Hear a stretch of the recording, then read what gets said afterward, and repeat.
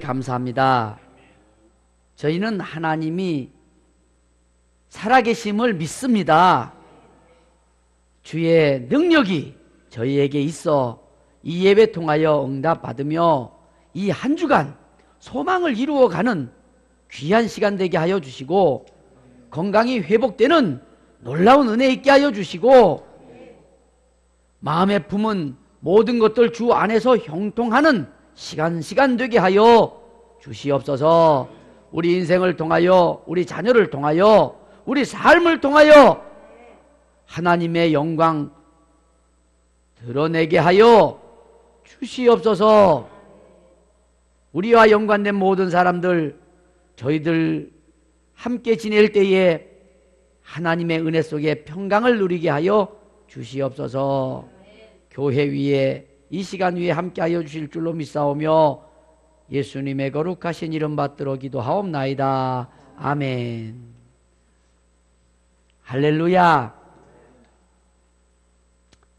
성도로 살아가게 되면 하나님이 그 성도에게 성공을 보장하셨다는 것을 믿고 살아가야 됩니다.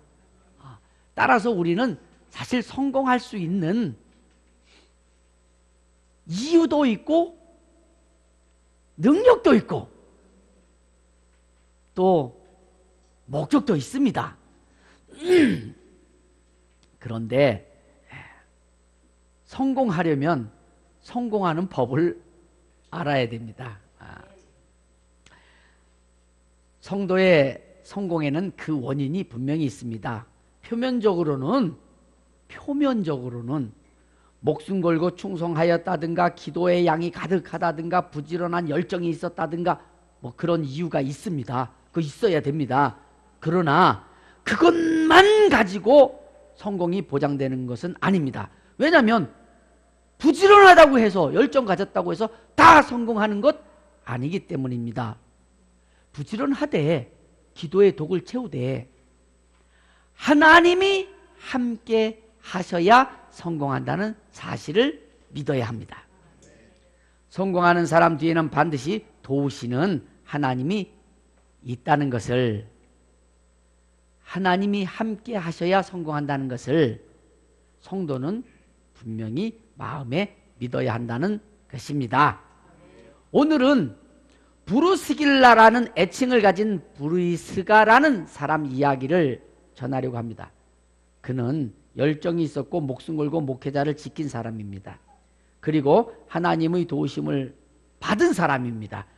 그래서 크게 성공했습니다. 로마가 복음화되는 데에 있어서 사도 바울도 뒤늦게 들어갑니다. 베드로도 뒤늦게 들어갑니다. 그런데 로마에서는 크게 복음이 형성되게 됩니다. 거기에 귀하게 쓰임받은 사람이 브리스가입니다. 브리스가 어떻게 성공할 수 있었느냐? 그 브리스가를 한번 소개할까 합니다. 먼저 그는 어떤 사람인가? 로마 사람입니다. 그리고 여자입니다. 그것도 귀족입니다. 기원 전 20년대에 태어났으니까 예수님보다 20여 년 늦게 태어난 겁니다. 예수님과 동시대를 산 겁니다. 그런 사람이, 즉 예수님이 죽으시고 부활하시고 복음이 전파되고 이런 시대를 한 100여 년 지난 것도 아닌 동시대를 산 로마 사람 귀족 여성이 예수님을 그리스도로 영접하고 구원받으며 복음 전도자로 성공할 수 있었다. 이거 확률적으로 계산해 보면 거의 불가능한 일입니다. 그런데 브리스가는 성경에 6번이나 나오는 신실한 성도가 됩니다. 더욱이 남편인 아굴라보다 이름이 먼저 소개되는 아주 신비한 사람입니다. 자, 그러면 그가 어떤 삶을 살았는지 잠깐 소개를 해봅니다. 브리스가는 자기 문화와 다른 한 남자를 만나게 됩니다. 그리고 사랑하게 됩니다. 그 남자 이름이 아굴라입니다. 그는 유태인입니다. 그것도 로마 사람도 아니고 저 본도 사람입니다. 본도. 본도라고 하는 건 뭐냐면 이탈리아에서 북쪽으로 동쪽으로 한참 올라가면은 흑해가 나옵니다. 요즘 말해서 흑해. 흑해의 동북쪽입니다. 그리고 산악지대입니다. 거기 지도를 보시면 산악이에요. 그 산악지대의 산골짜기에서 태어난 유대인. 부자였겠습니까? 가난했겠습니까? 가난했습니다. 참 별 볼 일 없는 사람이에요. 아굴라. 그와 로마 본토의 로마 시내에 살던 귀족 여인이 만났다. 성경에 그 만나는 과정은 안 나옵니다. 그럼 유추할 수 있습니다. 어떻게 만났을까? 많은 사람들이, 그 시골의 많은 사람들이 로마로 일자리를 찾아서 이주를 합니다. 우리나라도 시골 사람들이 서울에 일자리 찾아서 많이 올라오곤 했던 때가 있습니다. 그렇게 와서 할 수 있는 일이 뭔지 아십니까? 돈 좀 있는 집, 귀족집에 종으로 들어가는 겁니다. 종살이를 하는 겁니다. 돈을 받고 그 집안일을 하는 겁니다. 아굴라가 그런 사람이었지 않았을까라고 생각하는 것이 신학자들의 공통적인 견해입니다. 왜냐하면 귀족 여인과 만날 수 있는 길이 없어요. 방법이 없어요. 사건이 없어요. 근데 만날 수 있는 것은 그 집에 종으로 들어가면 만납니다. 그래서 그렇게 되었을 것이다 라고 유추합니다. 거기까지는 있을 수 있는 일입니다. 그런데 그 귀족집 딸이 종으로 들어온 그 시골 산골짜기 출신, 어딘지도 모르는 그곳 출신, 그것도 로마 사람도 아니고 유대인 청년과 사랑에 빠져서 결혼을 했다. 이건 불가능한 일입니다. 이 불가능한 일이 이루어졌습니다. 둘은 결혼합니다. 여러분, 결혼은 누구 소관이라 했습니까? 하나님 소관입니다. 그러면 하나님이 개입했다는 얘기입니다. 즉 다시 말해서 브리스가라고 하는 여인에게 하나님은 철저하게 개입을 하시게 됩니다. 즉 브리스가가 놀라운 성공을 거두게 되는 데는 하나님이 뒤에서 간섭하셨기 때문이라는 사실입니다. 그러면 브리스가는 승승장구하면서 성공했느냐? 아닙니다. 반대입니다. 브리스가는 우연히 겹치는 삶을 사는데 고난의 우연입니다. 힘든 우연입니다. 따지고 보면 전부 복음으로 흘러가고 있는데 어쨌든 그의 삶은 참 질고의 우연을 살게 됩니다. 여러분, 우연히 한 번 있으면 아이고 우연히 그렇게 됐네, 아유 반가워. 사람이 지나가다가 만나서 우연히 만나면 반갑다 반갑다 합니다. 야, 이런 일도 있네 하고 신기합니다. 우연히 2번 겹칩니다. 뭐라고 하는지 아십니까? 와, 행운이다, 하늘의 운이야. 이해 갑니까?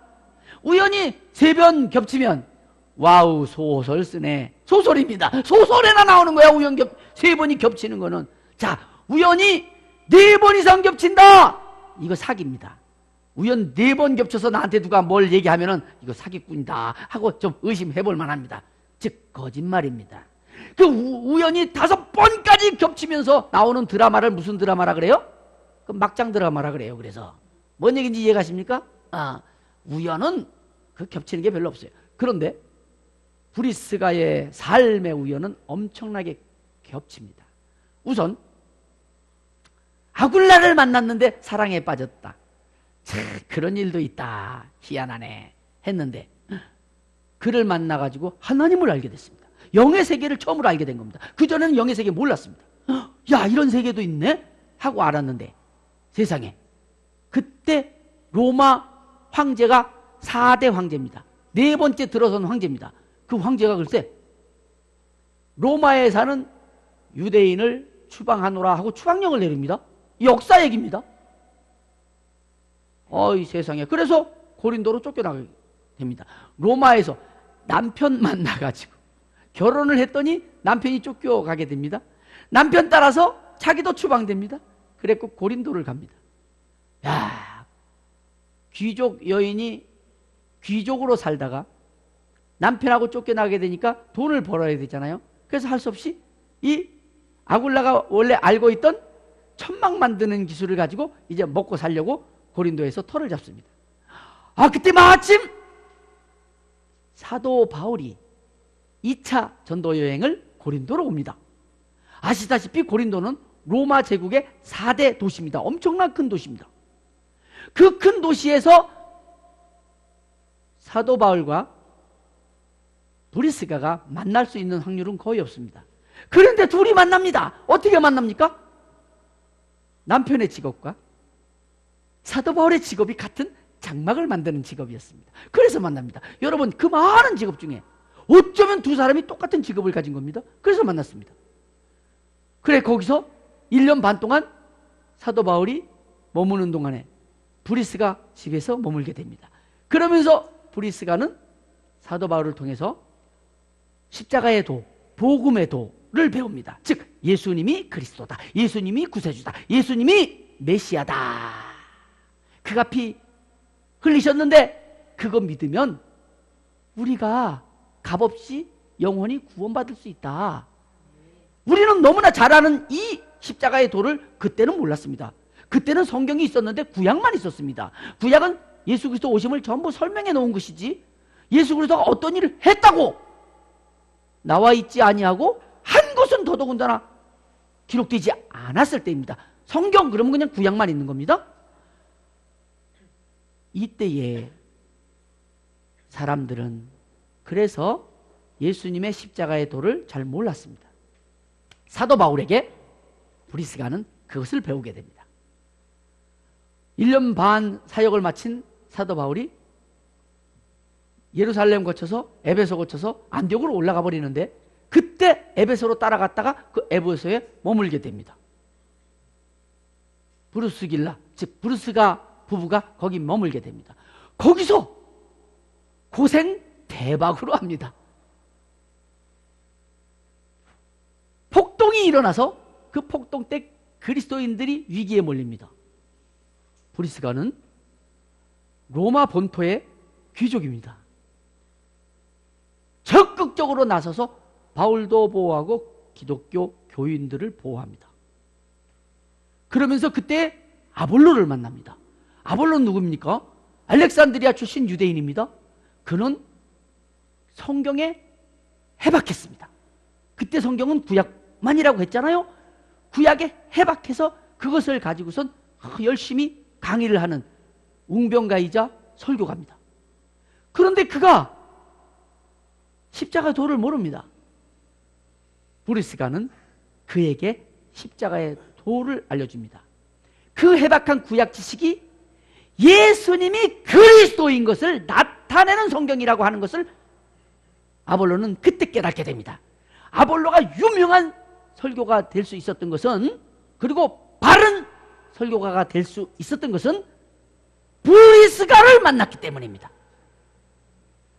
만약에 브리스가가 로마 출신 귀족 아니었다면 만남이 없었을 수도 있고, 그렇지 않았다면 그 폭동 해결 못했을 수도 있고, 기독교는 엄청난 손해를 가졌을 것이고, 기독교 그렇게 크게 전파되지 못했을 수 있습니다. 아볼로의 역할은 컸는데 그 아볼로에게 예수님이 그리스도인 것을 알려준 사람이 바로 브리스가입니다. 놀라운 일을 하게 됩니다. 여러분, 바울이 3차 전도 여행까지 가면서 엄청난 큰 일을 하게 되는데 3차 전도 여행 갈 수 있었던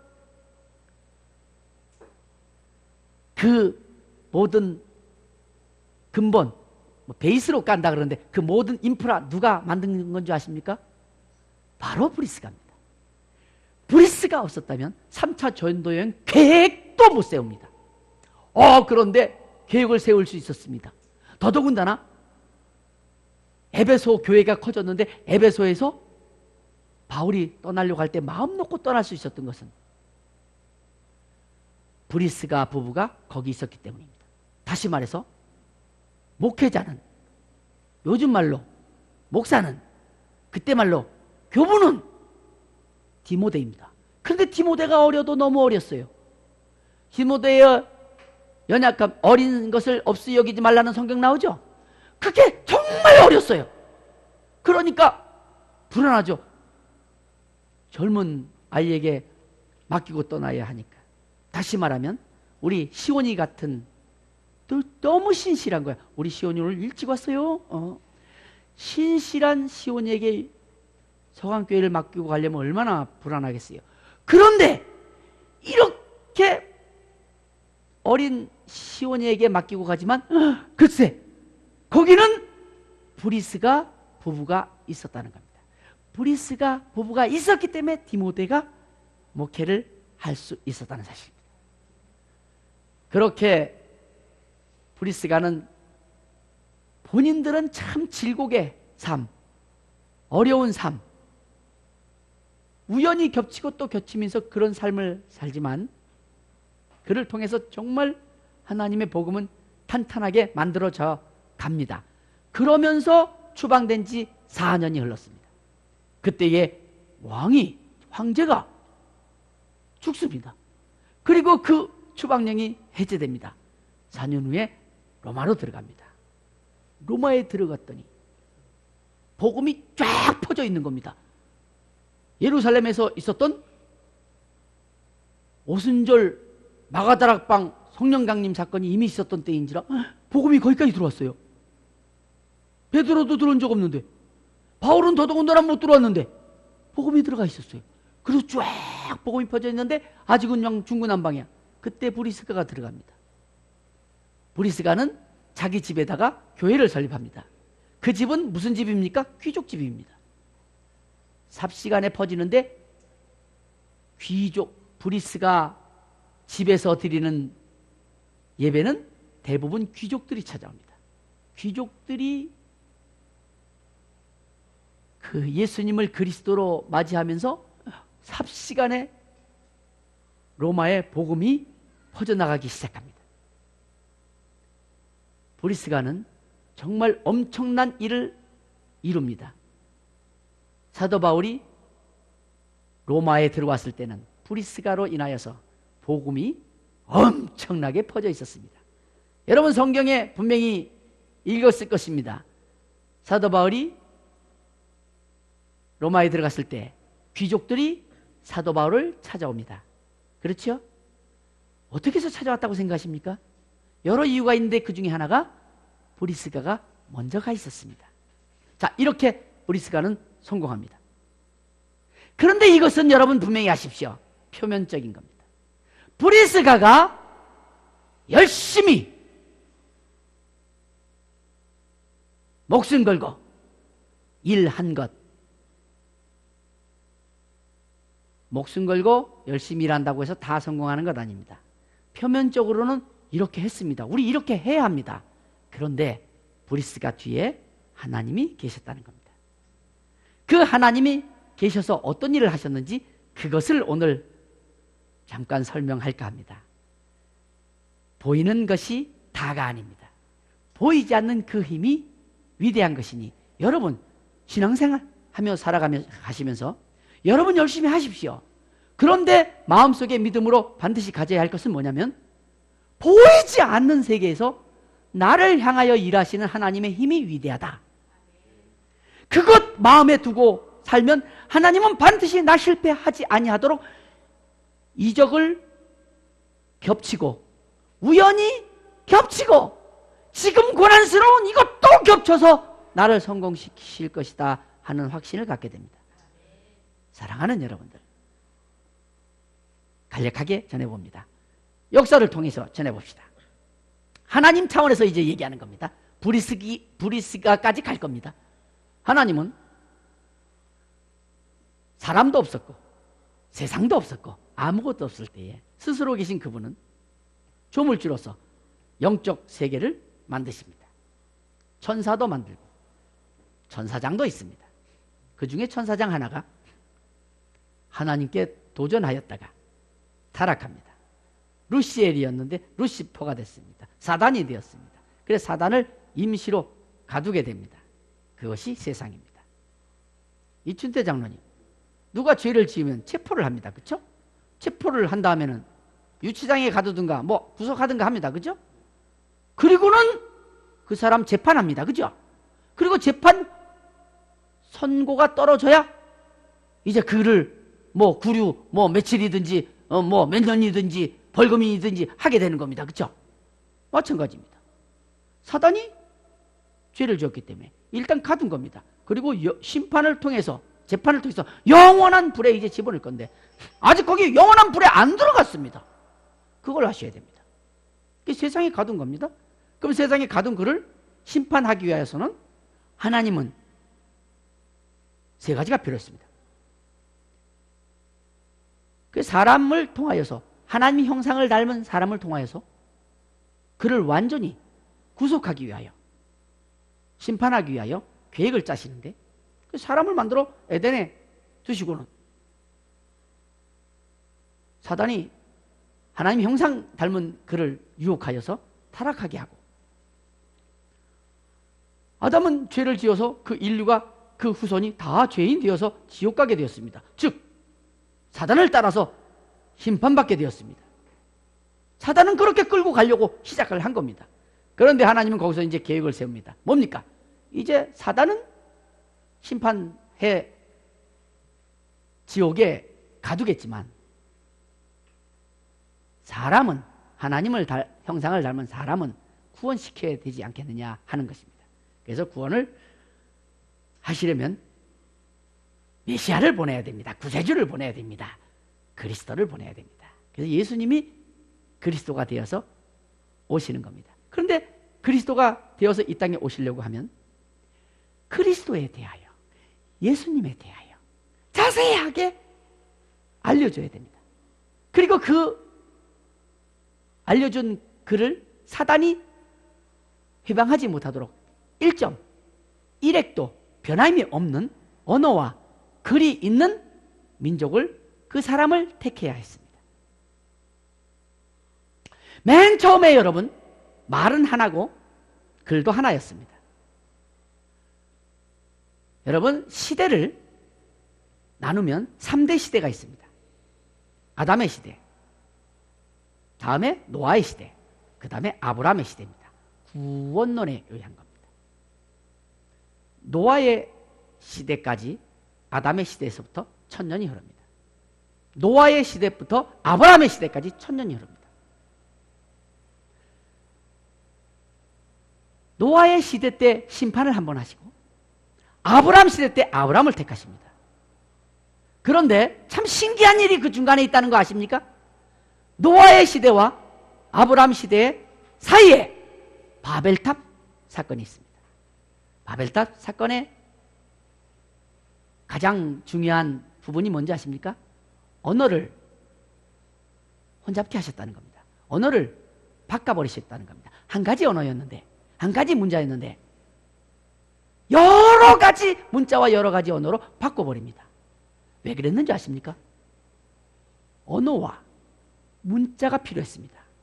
1. 그리스도가 이 땅에 오시는 사건을 자세히 기록해야 될 언어와 문자. 2. 그리스도가 이 땅에 오셔서 복음을 전파하기 시작할 때에 그 복음을 전해 나를 언어와 문자. 각기 다릅니다. 그래서 구약은 히브리 말로 쓰이고 신약 성경은 헬라 말로 쓰입니다. 각기 특색이 그렇습니다. 구약 히브리 말은 1.1획이 변함이 없는 보존의 법칙, 존속의 법칙을 가졌고 헬라어는 확산의 법칙입니다. 요즘 여러분 모든 글에 막 이렇게 말을 갖다 이것 붙이고 저것 붙이고 다른 의미인데 그거 둘 다 붙여놓으면 다른 말 되고 이건 헬라 문화입니다. 이게. 그래서 하나님은 그 언어가 필요했기 때문에 언어를 여러 개로 만들어 버립니다.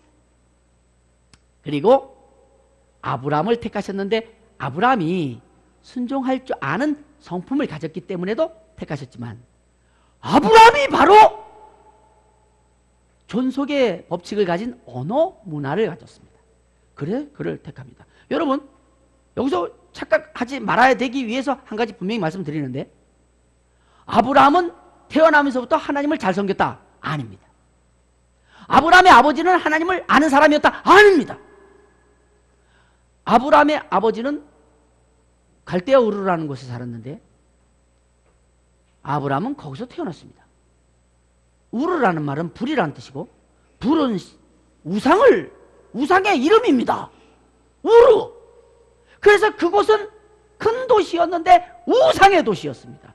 그곳에서 우상 잘 섬긴 사람 중에 한 사람이 아브라함의 아버지 데라입니다. 그러니까 아브라함은 처음부터 우상 섬기는 집안에서 태어난 겁니다. 그런데 아브라함은 양심은 하나님 찾는 성품이라 그랬는데 양심이 순종이었어요. 양심이 바랐어요. 하나님을 몰라요. 자, 여러분, 하나님은 법을 율법이라고 해서 내리셨는데 율법 언제 내리셨는지 아십니까? 한참 후에 모세 시대 때 내리는 겁니다. 그럼 그전에는 하나님 계셨는데도 불구하고 하나님은 어떻게 합니까? 하나님 법이 있었습니까? 없었습니까? 있었습니다. 맨 처음에 법은 뭔지 아십니까? 모든 걸 다 먹되 선악과는 먹지 마라. 먹어라 먹지 마라. 그게 법입니다. 근데 그걸 먹어서 죄지은 거거든요. 그러면 에덴에서 쫓겨난 아담 후손 1000년 사는 동안 뭐가 법인지 아십니까? 먹지 마라 먹으랍니다. 그때는.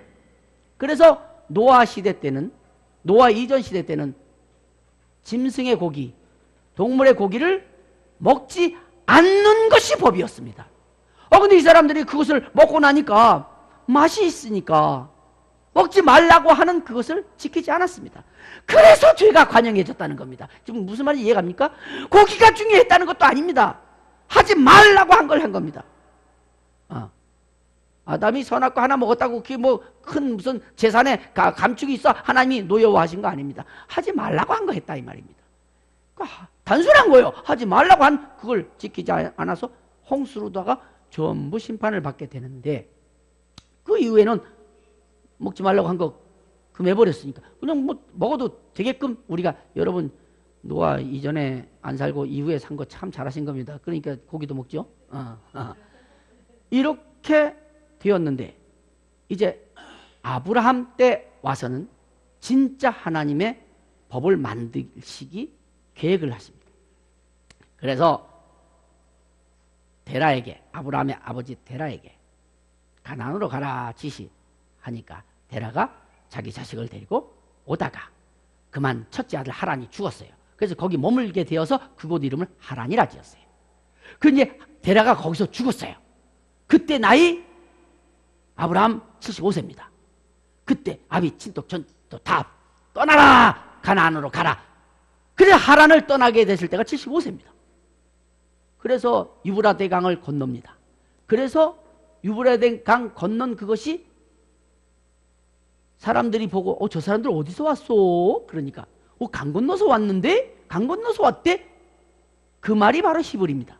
그래 그때부터 히브리 민족이 된 겁니다. 그 히브리 민족의 특징이 바로 존속의 법칙이었습니다. 그래서 택함을 받았고 순종하는 성품을 가졌기 때문에 정말 순종할 줄 아는 사람이 돼버린 겁니다. 이해 가십니까?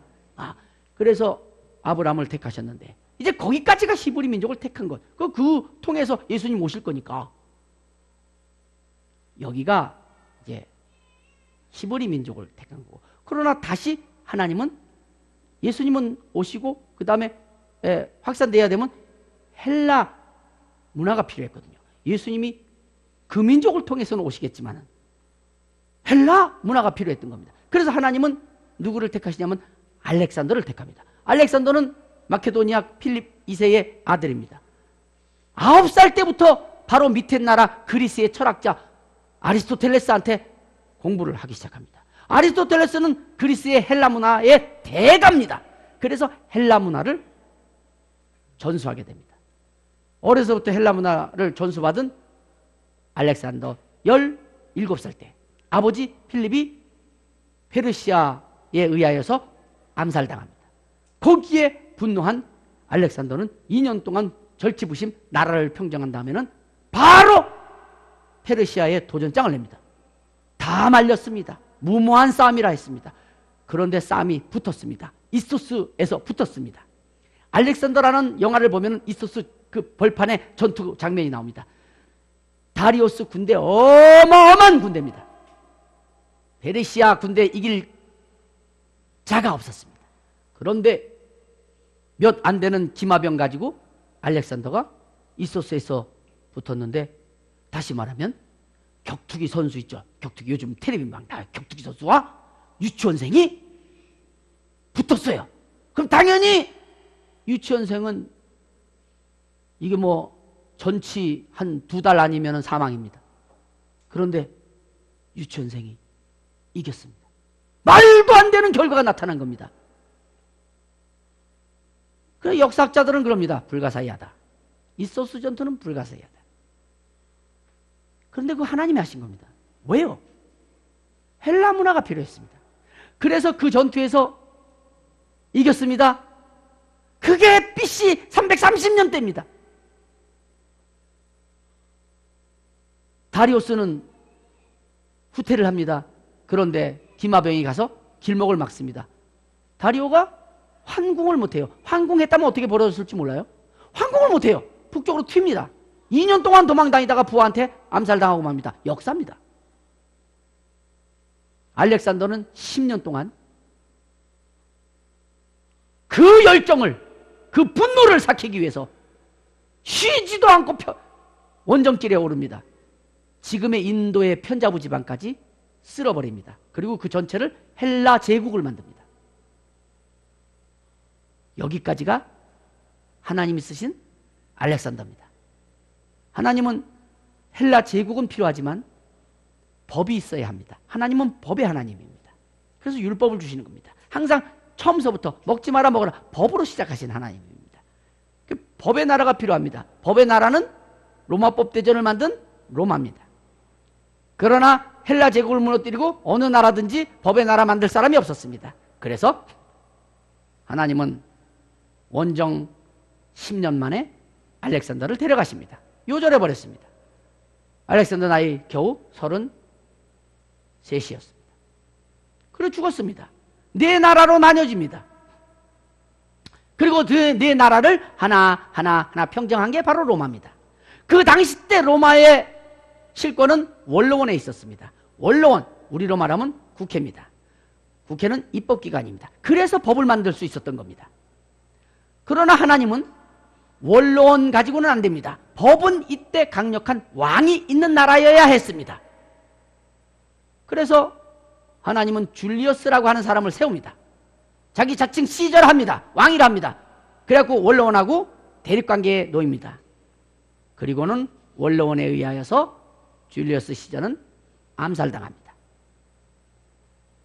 암살에 주도했던 브루투스는 줄리어스 시저의 부장이었던 안토니에 의해서 안토니오스 그에 의해서 제압당하고 죽고 맙니다. 그리고 역사를 보면 로마는 삼두 정치에 들어갑니다. 안토니오스, 레미더스, 옥타비아누스. 여기서 이 세 번째 옥타비아누스는 말 그대로 샌님입니다. 귀족 출신의 장군 아닙니다. 참 선비과입니다. 누가 뭐래도 실권은 안토니오스에 있었습니다. 그런데 안토니오스가 클레오파트라와 사랑에 빠집니다. 원래 줄리어스 시저의 아들까지 낳은 클레오파트라인데 안토니오스가 사랑에 빠집니다. 그래서 그를 찾아서 이집트로 갑니다.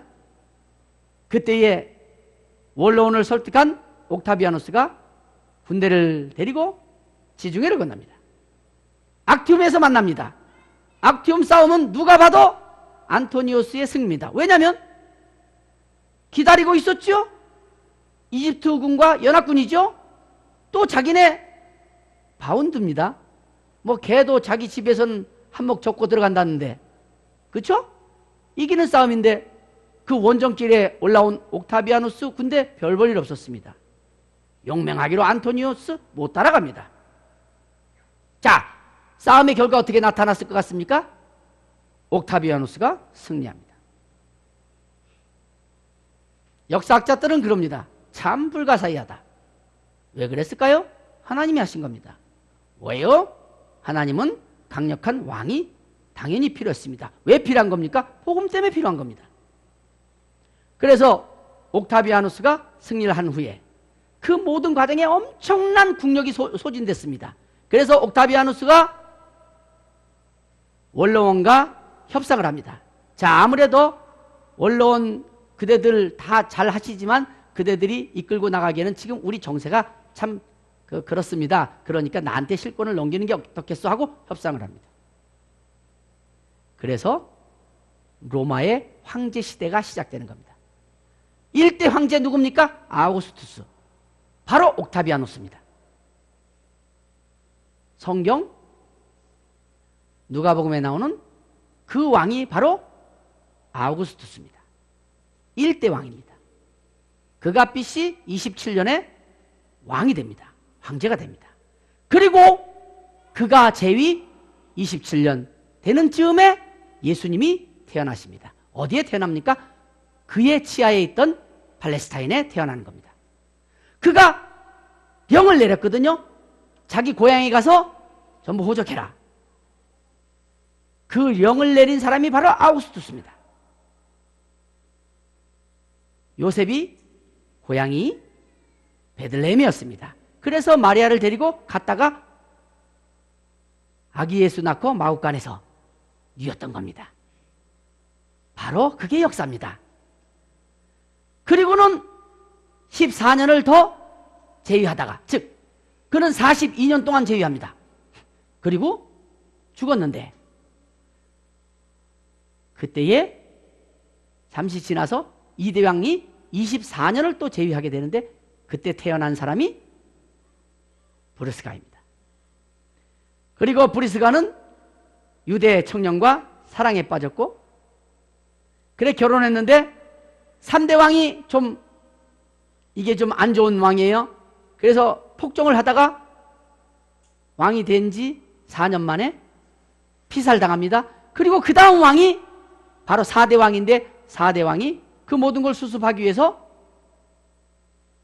유대인들을 추방합니다. 그때 아굴라는 추방당합니다. 브루스길라는 따라 나옵니다. 그래서 고린도에 오는 겁니다. 만약에 그때 추방하지 않았다면 브루스길라가 바울을 만날 일이 없었을 것이고 영의 세계에 대해서 깨달을 일도 없었을 것이고 로마 복음이 어떻게 흘러갈지 모르는 겁니다. 자, 사랑하는 여러분들, 하나님은 지금 복음 때문에 역사 전체를 지금 만들고 계시는 겁니다. 그냥 브루스길라가 열심을 가지고 일해서 그런 일을 이루었다. 그것도 맞습니다만은 그 뒤에서 일하신 분은 그 수천 년 전서부터 복음을 만들기 위해서, 복음을 전하게끔 하기 위해서, 확산시키기 위해서 일을 하셨던 겁니다. 그리고 사도 바울이 로마에 들어갔을 때는 엄청나게 많은 기독교인이 로마에 있었습니다. 그 사이에 4대 왕이 죽고 5대 왕이 들어섭니다. 그 5대 왕이 그 유명한, 좋은 뜻으로 유명한 게 아니고 그 유명한 누굴까요? 네로입니다. 그 피부가 검었는지 희었는지 모르지만 아무튼 고양이는 검은 고양이가 네로래요. 그 네로가 5대 왕이 되어서 이게 요즘 말로 좀 이상한 생각을 가지고 있는 이 친구가 지가 글을 쓴다고 항상 시를 써요. 시를 쓰면 사람들이 박수를 쳐요. 이게 도에 지나치다 보니까 영감을 얻기 위해서 로마는 신시가지와 구시가지가 있었는데 저 구시가지를 싹 불태워버리고 신시가지 쪽으로 다 편입시켜서 멋있게 만들면 멋있겠다 해서 구시가지에 풀을 냈습니다. 그랬더니 이제 시민들이 난리가 났습니다.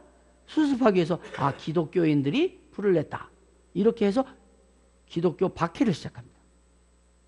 여러분, 기독교가 전 세계로 가장 크게 확산된 때가 어느 때인 줄 아십니까?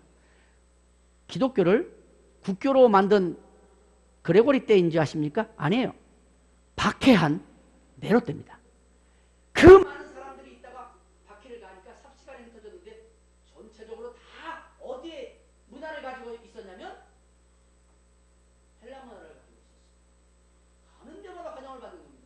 본토에서 갔습니다. 여러분 영어 본토에서 와갖고 영어 무료로 가르쳐줍니다. 그럼 자식 막 보낸다 이 말입니다. 무슨 얘기인지 이해가십니까? 그래서 삽시간에 퍼져나갑니다. 그래서 복음이 폭발적으로 세계적으로 퍼져나갔는데 그때가 바로 에로 때입니다. 그러면 그 폭발적으로 복음이 퍼져나가려면 뭔가 근본이 있어야 되잖아요. 그 근본을 만들어낸 사람이 브리스가입니다.